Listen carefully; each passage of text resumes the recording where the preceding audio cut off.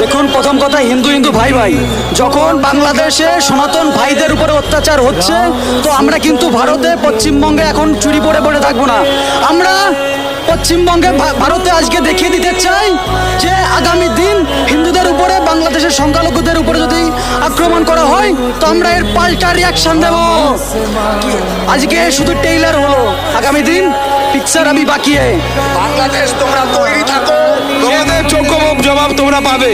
আর জিহাদিরা তোমরা ভেবো না আমাদের হিন্দু ভাই বোনদের ওপরে এইভাবে নির্মমভাবে অত্যাচার করবে, রাতের অন্ধকারে ধর্ষণ করবে।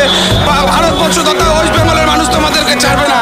তোমরা তৈরি থেকো, তোমাদের জন্য আমরা তৈরি হচ্ছি, তৈরি হয়ে আছি। যে বাংলাদেশ হলো এই ইন্ডিয়া যে বাংলাদেশের স্বাধীনতা নিয়ে এসছে, আবার কিসের স্বাধীনতা?